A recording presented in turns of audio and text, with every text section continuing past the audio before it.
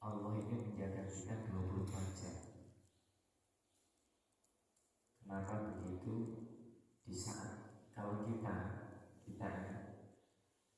menjaga atasan kita ataupun menjaga anak istri kita, kalau ngomong 24 jam, kenapa saya katakan berat? Jadi kan ngantuk tilem tok, poro-poro pun anaknya putih, anaknya ceblok di kasur betul-betul. Bahkan anaknya mau dituwedang. Soalnya pas mimpi poro-poro dan anaknya ceblok di kasur. Nah, Allah menjaga kita 24 jam. Bahkan Allah mempertemukan ruh dan jasad kita ketika kita sudah waktunya bangun pagi sebagaimana yang tadi sudah kita lakukan. Bisa jadi ketika pagi hari tadi Allah tidak mempertemukan lagi antara ruh dan jasad kita. Allah memisahkan ruh dan jasad kita. Tapi Allah saat ini masih mempertemukannya dengan keindahan, dengan penuh naungan ridha Allah Subhanahu wa Ta'ala. Yang lebih syukurnya lagi pada saat ini awal daripada kita memasuki bulan Muharram, Dzul Qa'dah. Alhamdulillah di saat awal memasuki bulan Muharram, Allah takdirkan kita masih bisa memaksimalkan ibadah ke tempat yang mulia ini. Karena ibadah cirinya ini nanti jadinya silakan koreksi dirinya masing-masing. Saya mengoreksi diri saya sendiri, dengan mengoreksi dirinya masing-masing. Di dalam kitab Nashaikhul Ibad itu disebutkan ada 3 ciri orang yang ibadah ke Baitullah. Pertama adalah ini yang disampaikan oleh Sayyidina Abu Bakar. Ciri yang pertama adalah orang yang ibadah ke Baitullah itu karena khauf, takut. Nyapa sampai kok sholat kok kuat, sholat 5 waktunya kok wajib, itu karena apa? Karena saya takut nanti dimasukkan dalam neraka api. Kenapa kok sampai rajin sekali sedekahnya? Karena saya takut nanti kalau gak diakoni jamaahnya atau kenapa kok rapatnya atau kegiatannya di atau itu kok rajin? Karena saya takut dicabut dari RKI-nya atau karena takut. Ciri yang pertama. Ciri yang kedua, menurut Sayyidina Abu Bakar di dalam kitab Nashaikhul Ibad disebutkan ciri yang kedua adalah karena roja. Roja itu harapan. Kenapa sampai kok rajin sholat duha, rajin baca waqiah di pagi hari? Kenapa? Karena rezekinya biar lancar. Kenapa sampai kok rajin sholat malam? Karena biar Allah memudahkan urusan saya sehari nanti, sehari besok, tahun, bulan ke depannya. Kenapa sampai kok rajin puasa Senin Kamis? Karena saya biar dinilai baik di hadapan Allah Subhanahu wa Ta'ala.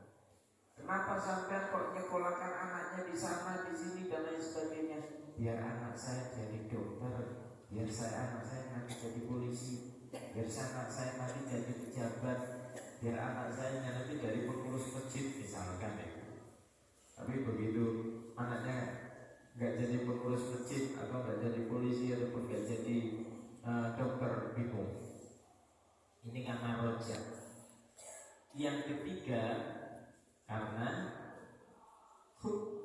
cinta, senang, mahabbah. Kalau sudah cinta, tai kucing rasa tai kucing tetap tai kucing ya. Biasanya kalau sudah cinta itu tai kucing rasa coklat biasanya. Tai kucing rasa coklat. Akhirnya apa? Gaya nih, gunung pun aku daki, lautan ku seberangi, pret. Coba sini Banyuwangi kalau mau nyebrang, ombaknya tinggi dikit aja udah mual-mual, apalagi mau nyebrang. Yes, kayaknya layak mutu walayahnya, kurang bermutu ngetani biaya. Nah, mungkin hadirin yang hadirin yang sangat dimuliakan Allah Subhanahu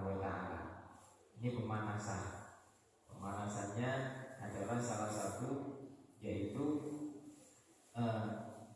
ciri ibadah kita kepada Allah menurut Sayyidina Abu Bakar As-Siddiq, yaitu yang pertama adalah orang ngaku cinta ibadah kepada Allah karena khauf, takut disiksa, takut dimasukkan neraka, takut karena ini karena itu. Coba kita kembalikan lagi, seandainya nggak ada neraka, nggak ada surga, mau nggak kita ibadah kalau memang karena takut? Kalau seandainya tidak ada siksaan, tidak ada kebaikan, berarti kita nggak mau ibadah kalau itu karena takut. Dan yang kedua karena rojak, karena nilai harapan. Ibadah karena ada nilai harapan. Nah kalau misalkan harapannya kita pupus, nggak tercapai, berarti kita nggak mau ibadah. Kalau harapan kita ini nggak tercapai, kan baca surah Waqiah, ternyata rezeki kita ya biasa-biasa saja misalkan, berarti kita nggak mau lagi membaca Waqiah, nggak mau lagi baca dan nggak mau lagi melakukan sholat duha. Kenapa? Karena harapannya sholat duha biar rezekinya lancar. Nah, ini karena rojak. Beda lagi kalau sudah kalau sudah cinta. Kalau sudah cinta, mau ada surga, mau ada neraka, mau ada pahala, mau nggak ada pahala, itu urusannya Gusti Allah, urusannya panitianya sendiri. Perkara nanti Gusti Allah ini memasukkan kita dalam surga ataupun neraka, itu urusannya hak prerogatifnya Allah Subhanahu wa Ta'ala. Karena yang tahu niat kita adalah diri kita dengan Allah. Hadirin, hadirat yang sangat dimuliakan Allah Subhanahu wa Ta'ala. Tapi kita harus ikhtiar. Ikhtiarnya apa? Jenengan malam-malam, ya, malam-malam atau mau mudik misalkan, jenengan kunci rumah sudah dikunci, sepeda motor sudah ditaruh di tempatnya, di tempat parkir, habis itu gembok, balik dikunci setang, sudah ada alarm misalkan. Ini ikhtiar. Kok ternyata ada pencuri yang masuk? Yang penting ikhtiar kita sudah maksimal. Awal diri nyala, ditinggal mudik, rumah gak dikunci, dibuka blak atau gak dikunci, sepeda motor kunci nyampe, gak digembok atau gak dikunci setang. Ya ikhtiarnya kita, katanya kalau sudah, saya ini sudah ikhtiar, saya ini sudah pasrah, tawakal kepada Allah. Tawakal itu ada ikhtiarnya dulu. Jadi kan keluar rumah, doanya gimana? Bismillahirrahmanirrahim. Tapi ingat, sebelum kita keluar rumah, sebelum kita berdoa melangkahkan kaki kita, diawali dulu dengan mandi. Itu ideal. Habis mandi pakai parfum yang bagus. Pakai parfum yang bagus. Habis itu pakai parfum yang halus. Pakai baju yang bagus. Kalau mau dinas pakai sepatu yang bagus. Siapkan filenya, siapkan berkasnya, siapkan alatnya, keluar rumah, salaman sama istri, salaman dengan anak, habis itu berangkat dengan niatan Bismillahirrahmanirrahim, la haula wala quwwata illa billahil aliyyil azim. Tapi ikhtiarnya sudah dari tadi. Ya. Oh tiba-tiba langsung Bismillahirrahmanirrahim tapi gak ada nilai ikhtiarnya, nah itu konyol gitu. Hadirin yang sangat dimuliakan Allah Subhanahu wa Ta'ala, ini salah satu ikhtiarnya jenengan, salah satu ikhtiarnya kita, saya, jenengan semuanya. Kalau misalkan Allah itu nanti akan memasukkan jenengan kita dalam jannah, masuk ke dalam surganya Allah, ini ada nilai ikhtiar. Apa ikhtiarnya? Bangun untuk melakukan sholat malam, habis itu lanjut dengan sholat subuh secara berjamaah. Ini salah satu ikhtiar. Orang males-malesan mau bangun malam, habis itu males-malesan mau sholat subuh, kok mau masuk ke dalam surganya Allah? Yo mikir dhisik. Untuk melakukan rukun Islam, menyempurnakan rukun Islam, salah satunya untuk sholat 5 waktu saja kesulitan, apalagi mau minta surganya Allah Subhanahu wa Ta'ala. Nah, ini salah satu ikhtiar kita, upaya kita untuk memuliakan rumahnya Allah itu seperti ini. Hadirin wal hadirat yang sangat dimuliakan Allah Subhanahu wa Ta'ala. Untuk berikutnya, beberapa minggu yang lalu kita dipertemukan dengan yang namanya bulan Dzulhijjah. beberapa hari yang lalu dipertemukan dengan bulan Dzulhijjah, dan beberapa minggu yang lalu kita diberikan nilai kemuliaan oleh Allah dengan berbagai nilai kemuliaan untuk di bulan Dzulhijjah. Kenapa bulan Dzulhijjah dimuliakan oleh Allah? Ayo yang bisa jawab boleh pulang dulu. Bulan Dzulhijjah itu dimuliakan Allah karena beberapa hal. Yang pertama karena adanya haji. Yang kedua karena ada kurban.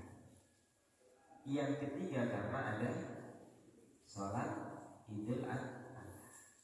Yang keempat karena ada puasa sunnah Tarwiyah sama Arafah.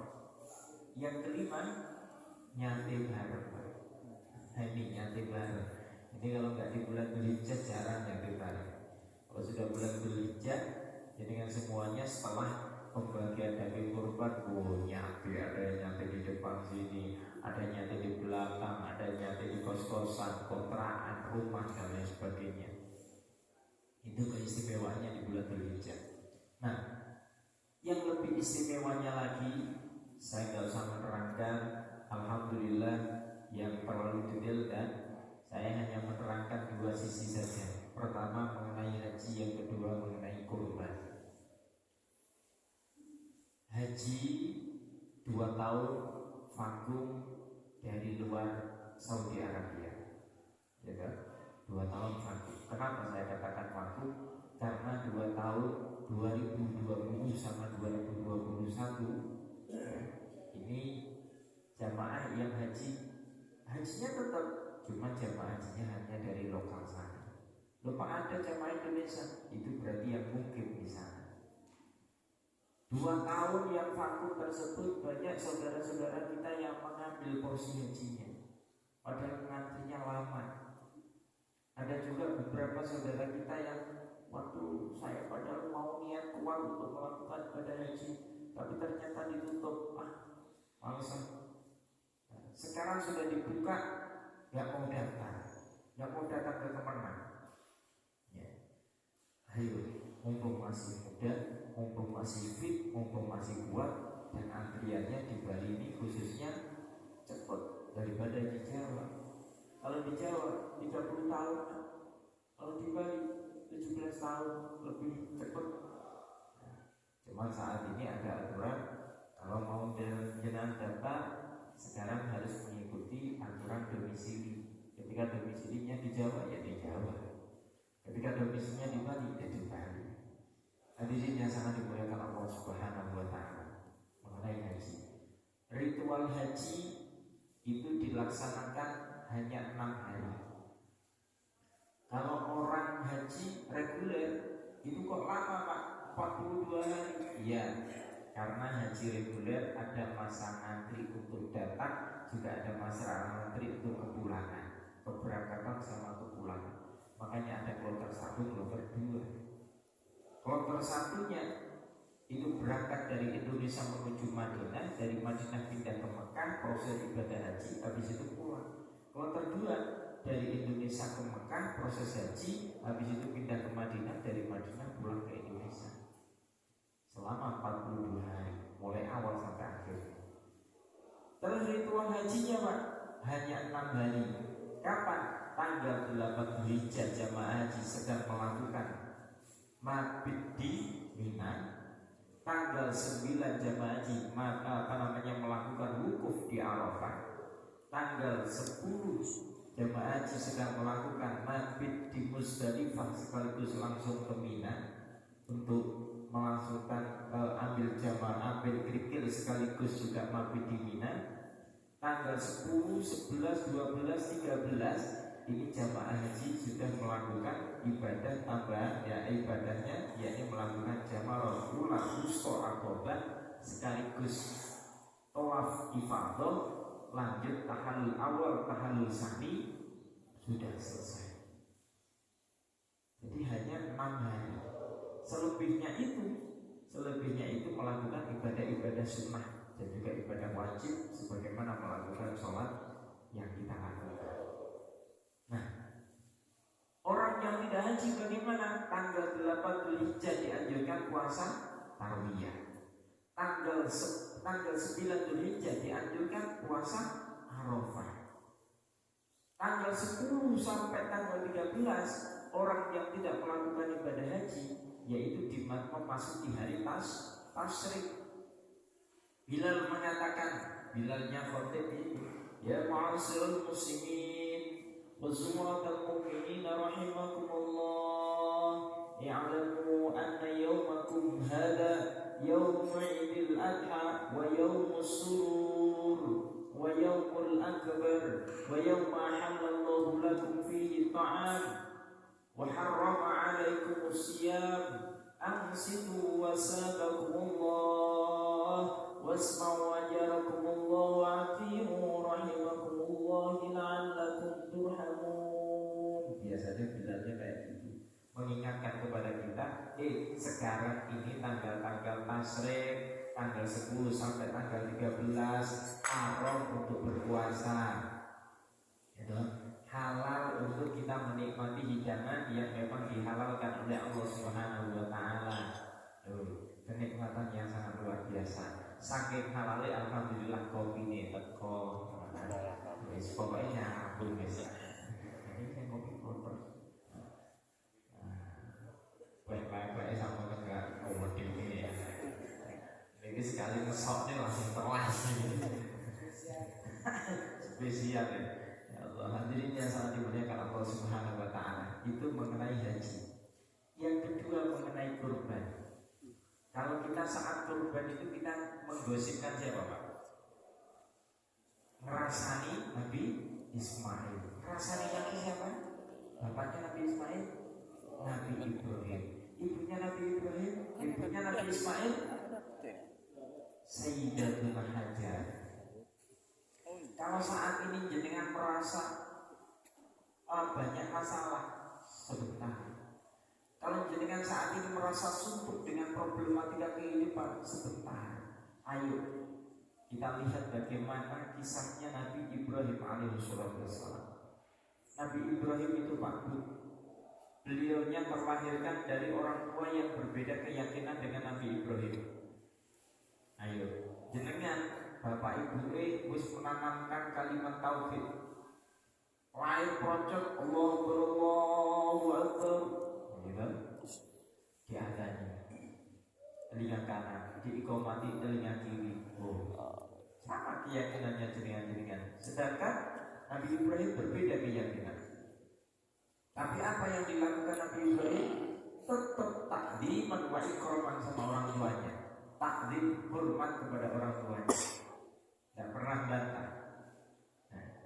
Cuman dalam hal keyakinan, lakum dinukum waliyati, jangan lakum dinukum malah dolim.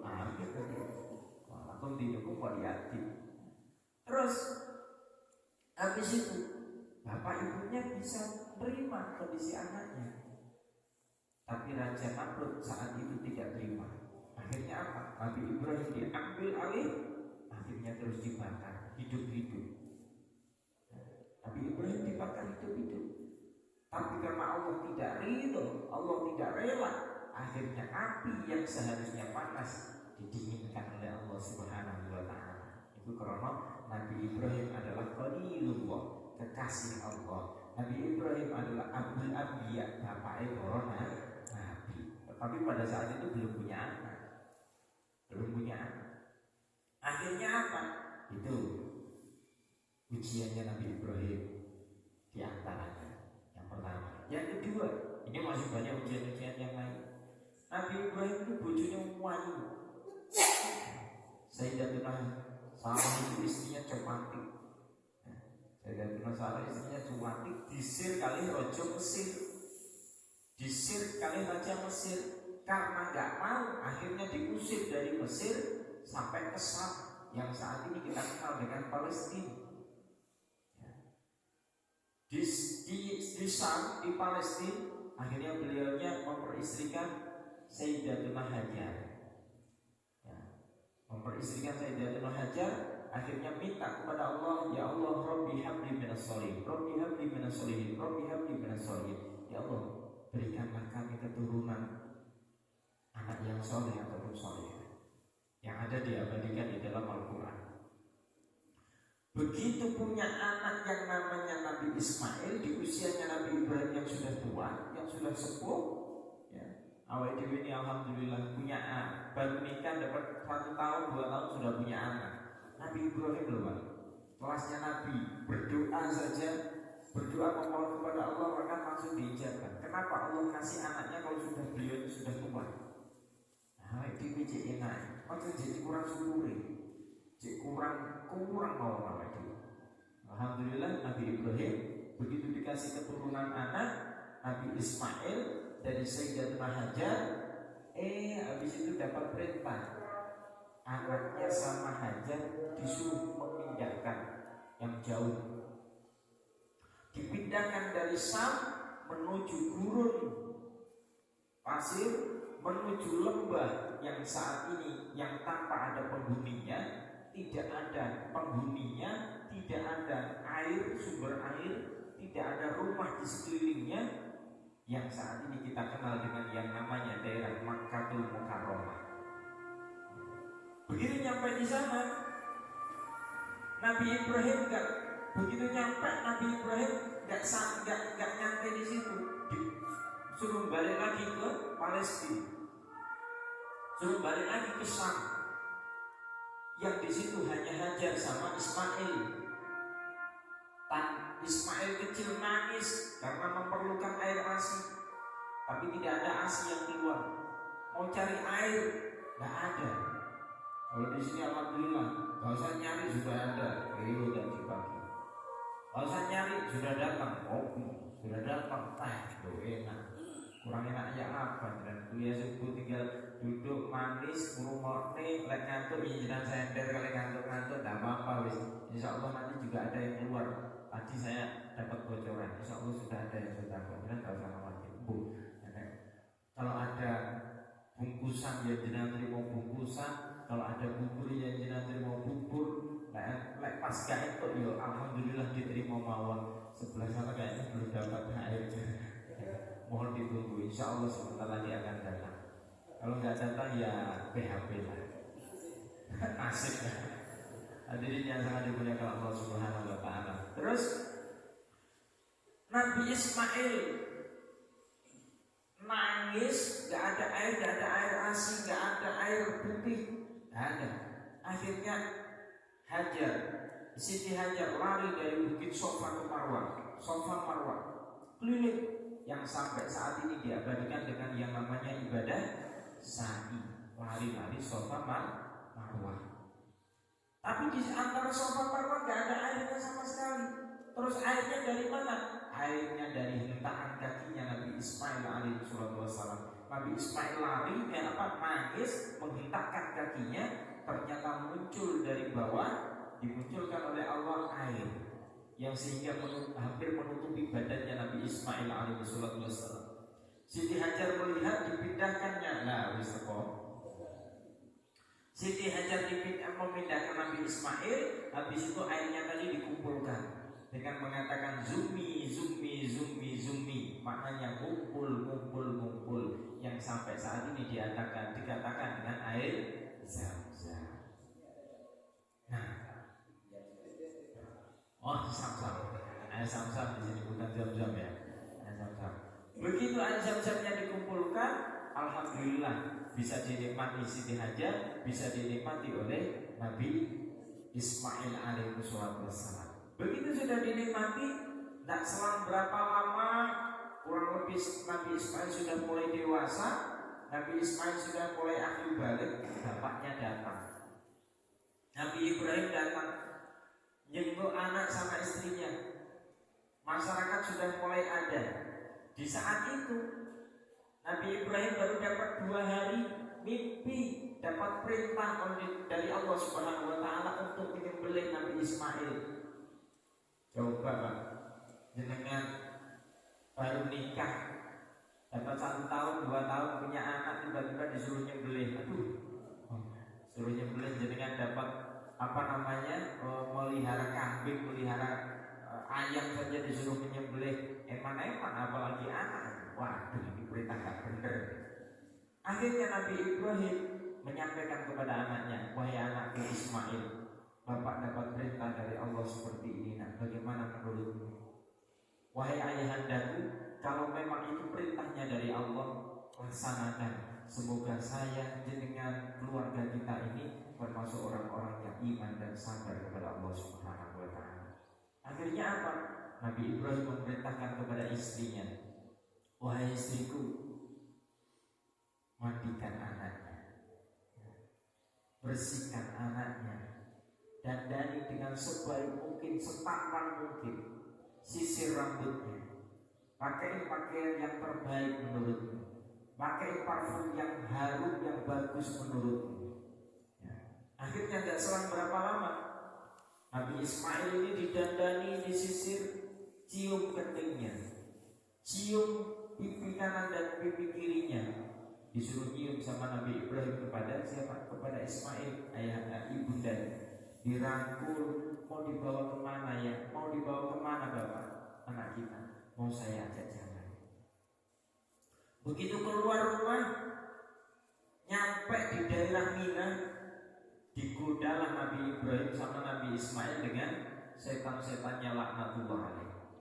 Begitu digoda, dilempari sama Nabi Ibrahim sama Nabi Ismail, yang sampai saat ini diabadikan dengan yang namanya ibadah jumroh bulan wusta Aqabah di daerah Mina. Habis itu nggak selang berapa lama, di daerah Mina itu ada stasiun kereta api. Di samping kirinya itu di situ ada bukit. Di atas bukitnya itu ada monumen. Monumen itulah tempatnya Nabi Ismail disembelih. Ketika nyampe sudah di atas, Nabi Ismail sudah terbaring di atas batu. Nabi Ismail dikatakan oleh ayahandanya, wahai anakku Ismail, akankah ada pesan yang mau engkau sampaikan kepada ayahanda? Ada, wahai ayahku. Apa pesannya? Pesan yang pertama, ada 4 pesan. Pesan yang pertama, wahai ayahandaku, lepaskan bajuku. Saya khawatir bila mana nanti kau tidak melepas bajuku ini, percikan darah yang keluar dari tubuhku yang sehingga mengenai bajuku dan dilihat oleh ibunda, dilihat oleh ibu, nanti ibu akan sedih selamanya karena melihat cucuran darah yang ada pada bajuku. Pesan yang kedua, ikatlah kuat tangan dan kakiku, karena nanti saya khawatir bila mana engkau akan melakukan perintahnya Allah untuk menyembelihku, saya akan meronta, saya akan berontak karena saya merasa kesakitan. Pesan yang kedua. Pesan yang ketiga, bila mana engkau wahai ayahandaku tidak tega melihat wajahku, tidak tega melihat anaknya diperlakukan seperti ini, lihatlah ke langit ya Allah dan seraya agungkan Allah Subhanahu wa Ta'ala. Pesan yang keempat, tajamkan pisaunya, karena nanti bila mana ayahanda akan memotong leherku, akan menyembelihku, saya lupa kalau saat itu saya sedang disembelih.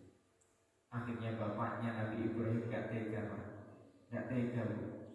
melihat ke langit, seraya tangannya sudah mulai pegang lehernya Nabi Ismail, seraya mengatakan Bismillahi Allahu Akbar, langsung disembelihnya Nabi Ismail alaihi salatu wassalam. Di saat itu pula darah sudah mulai mengenai tubuhnya Nabi Ibrahim. Di saat itu pula Nabi Ibrahim tidak tega melihat anaknya, melihat ke langit. Di saat itu pula Nabi Ibrahim mengagungkan lafaz Allah Subhanahu wa Ta'ala, mengatakan Allahu Akbar, Allahu Akbar, Allahu Akbar. Takbir. Tidak selang berapa lama lagi ada jawaban dari sebelah kanannya, La ilaha illallah wallahu akbar. Suaranya siapa? Suaranya Nabi Ismail di sebelah kanan. Tak selang berapa lama lagi ada jawaban lagi, Allahu Akbar walillahil hamd. Suaranya siapa? Malaikat-malaikatnya Allah, gemuruh para malaikatnya Allah. Ternyata jawaban yang ketiga itu adalah malaikatnya Allah yang mengambilkan kibasi, yang mengambilkan domba dari mana? Dari surganya Allah, yang diperintahkan oleh Allah untuk menggantikan ketaatannya Nabi Ismail alaihi wassalam. Yang disembelih bukan Ismail, yang disembelih adalah domba kibasi dari surganya Allah Subhanahu wa taala. Hadirin Bapak Ibu yang sangat mulia dan dimuliakan Allah Subhanahu wa taala. Kalau melihat hal ini, Allah tidak memerintahkan Nabi Ibrahim untuk memotong lehernya Nabi Ismail. Allah tidak memerintahkan Nabi Ibrahim untuk menyembelih Nabi Ismail. Allah tidak memerintahkan Nabi Ibrahim untuk mengkurbankan Nabi Ismail. Tapi Allah memerintahkan kepada Nabi Ibrahim untuk menyembelih rasa kepemilikannya Nabi Ibrahim kepada Nabi Ismail. Setiap kita yang hadir, bapak-bapak, ibu-ibu, semuanya adalah Ibrahim. Setiap kita adalah Ibrahim. Dan setiap Ibrahim pasti mempunyai Ismail.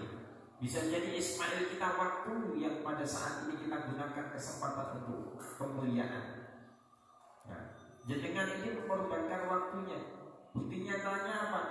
Banyak di antara saudara kita yang saat ini masih tertidur pulas, jenengan mengorbankan waktunya, mengorbankan tenaga, pikirannya untuk apa? Melakukan sholat subuh. Saya yakin kalau sholat duhur padat di situ. Saya yakin kalau sholat maghrib isya padat. Tapi kalau sholat subuh padat. Ya. Dari awal sampai belakang, tak lihat dari mana? Dari CCTV. Ya. Terus apa namanya? Ini jenengan sudah mengorbankan waktu, mengorbankan tenaga, pikiran. Kalau ada orang yang bilang sama nama nggak ngantuk, dari tadi saya juga apa-apa bolak-balik ngobrol sama Pak Ustadz Sulman, apa-apa ngobrol sama Pak Ustadz juga apa-apa bolak-balik, ngantuk, capek. Tapi Allah, setiap kita tadi saya sudah menyampaikan, setiap kita adalah Ibrahim. Dan setiap Ibrahim pasti punya Ismail. Bisa jadi Ismail kita karena waktu, mengorbankan waktu. Bisa jadi Ismail kita karena harta. Bisa jadi Ismail kita karena, mohon maaf, ego kita masing-masing. Makanya Allah menyampaikan kepada kita di dalam surah Al-Ma'un disebutkan, "Fawai ara'aitan ladzi yukadzibu bid-din fadzalikal ladzi yad'ul yatim wa la yakhuddu 'ala ta'amil miskin fawailul lil musallin alladzina hum an salatihim sahun alladzina hum yura'una wa yamna'una al-ma'un." Di dalam surah Al-Ma'un, fawailul lil musallin, saya singkat di situ. Fawailul lil musallin, kerusakan yang amat sangat berat, yaitu kalau di awal ara'aitan ladzi yukadzibu bid-din, itu orang yang mendustakan agama. Tapi di pertengahan ayat tersebut, fawailul lil musallin, kerusakan yang amat sangat dahsyat, yaitu kepada orang yang sholat tapi lalai terhadap sholatnya. Bukan orang yang tidak sholat, orang yang sholat tapi lalai terhadap sholatnya, yaitu orang yang sholat Islam, melakoni zakat, sedekah, silaturahim, tapi dia lalai terhadap sholat. Kenapa kok saya katakan lalai? Kenapa di dalam ayat tersebut juga mengatakan lalai? Maksudnya adalah ketika orang itu haji dikatakan mabrur ataupun makbul ataupun mardud, ditolak ataupun diterimanya hajinya, itu dilihat setelah.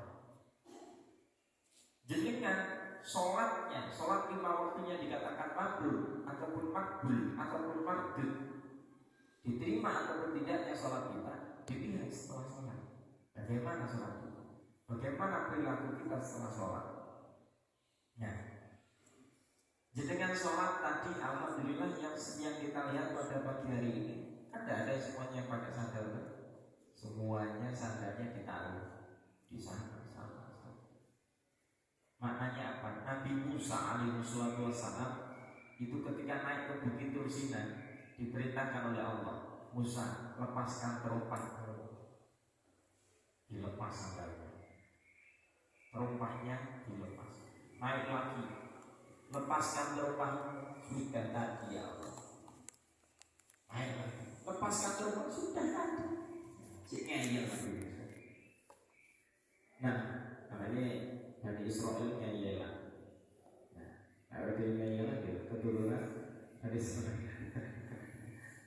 Nah, jadi insya Allah nanti masjid At-Taufik tidak ada yang ngeyel. Paling yo, betul. Terus, ya, saya lanjutkan. Sama.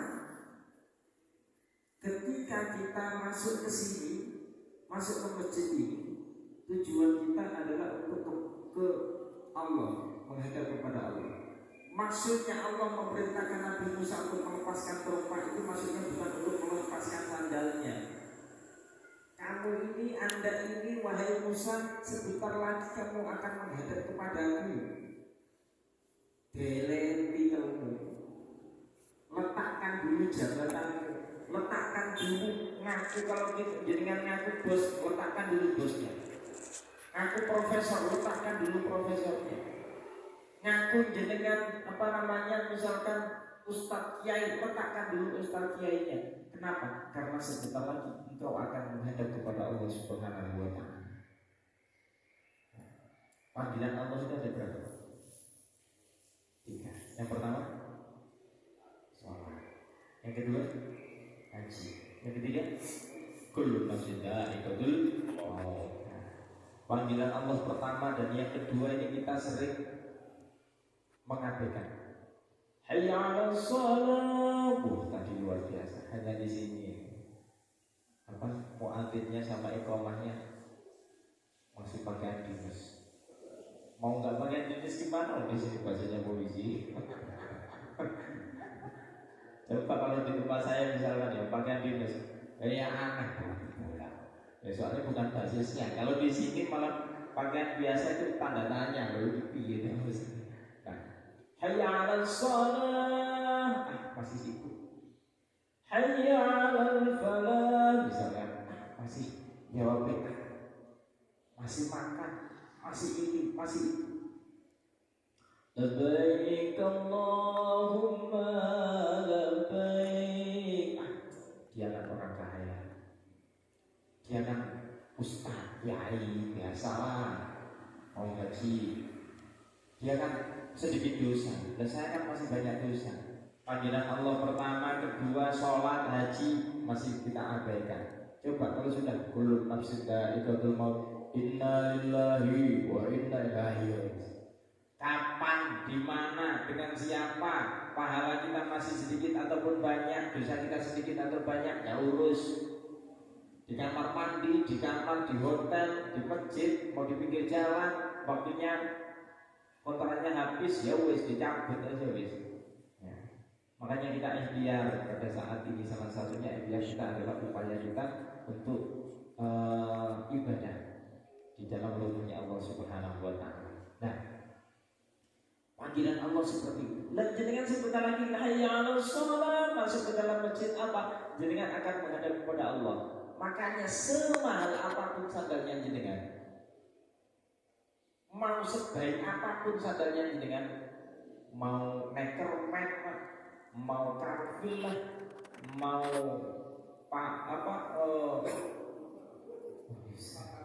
pacalolo lah, pakalolo, mau polo-polo lah, serawus, mau cekerman lah, bukan cekerman lagi, cekerman, mau apapun. Jenengan kalau sudah masuk memenuhi perintahnya Allah, diletakkan dulu dan sandalnya.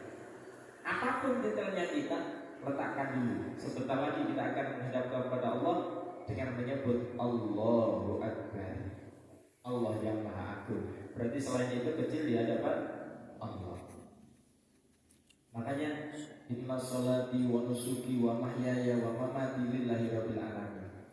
Yang lebih intinya lagi yaitu adalah ketika kita sujud, posisinya sujud itu apa yang menyentuh lantai? Tangan, lutut. Yang lebihnya itu lagi apa? Hidung, mulut, pokoknya anggota ini jidat. Ketika posisi sujud, ini mau nggak mau kepala yang ada organ vital, ada mata, telinga, mulut, hidung, otak, ya. Ini semuanya mau nggak mau harus menyium lantai. Mau nggak mau ketika posisi sujud, kepala kita jauh lebih rendah, jauh lebih hina daripada pantat yang sering kita gunakan untuk membuang kotoran. Maknanya apa? Kalau kita sudah menghadap kepada Allah, belet, tidak boleh sombong. Kita ini nggak jauh lebih hina daripada pantat kita. Kalau guru saya mengatakan, lele, dapu anu jerangkong murid pegang bacok. Kenapa dikatakan jerangkong hidup? Ya karena kita ya sok-sokan. Orang lain bisa kita tipu dengan pakaian yang bagus. Jadi kan nggak tahu asli saya. Yang tahu asli saya, istri saya. Jadi kan bisa saya tipu dengan pakaian yang sok-sokan pakai jubah, megang mic, sok-sokan pakai jas, megang mic kayak gini. Asli saya, ya diri saya sama istri saya tahu. Orang lain bisa kita tipu dengan tutur kata yang manis, tapi Allah tidak. Allah tahu kapanpun dimanapun kita berada, kapanpun dimanapun kita berbuat maksiat. Oleh karenanya bersyukurlah diri kita kepada Allah Subhanahu Wa Taala. Salah satunya Allah memberikan kemuliaan kepada kita untuk senantiasa Allah takdirkan kita bisa melangkahkan diri kita, kaki kita dari rumah kita menuju tempat yang mulia ini untuk melakukan ibadah sholat subuh berjamaah, sekaligus tadi ada yang sholat malam, sekaligus juga kita mengadakan talabul ilmi, yakni istilahnya kultum, tapi ini bukan kultum itu kuliah 7 menit. Nah ini lebih hadirin yang sangat dimuliakan Allah Subhanahu Wa Taala. Mungkin itu yang dapat kita pelajari pada pagi hari ini. Kalaupun ada salahnya mutlak itu dari kebodohan saya sendiri, mohon dimaafkan. Kalaupun ada baiknya mutlak dari keberkahan kemuliaan Allah Subhanahu Wa Taala. Semoga tidak puas, karena kalau puas jangan tidak mau undang lagi. Salah. Mohon maaf. Itu saja. Biasanya gimana? Langsung doa atau sesi tanya jawab? Sesi tanya jawab. Kalau ada yang bertanya, sharing ya, bukan bertanya, kita sharing. Kalau saya bisa jawab nanti saya jawab. Kalau tidak bisa PR, ya namanya nggak bisa jawab ada PR daripada saya jawabnya salah. Monggo, yang bisa bertanya nanti dapat bonus kopi sama teh. Oh soto, iya kalau ada sebenarnya.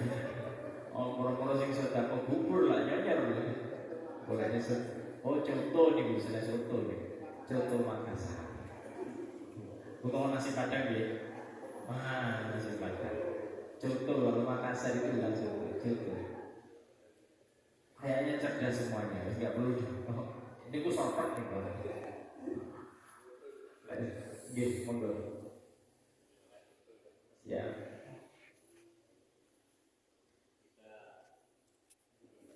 Namanya. Saya juga biar kenal. Pak Suyet, Pak Komandan Suyet.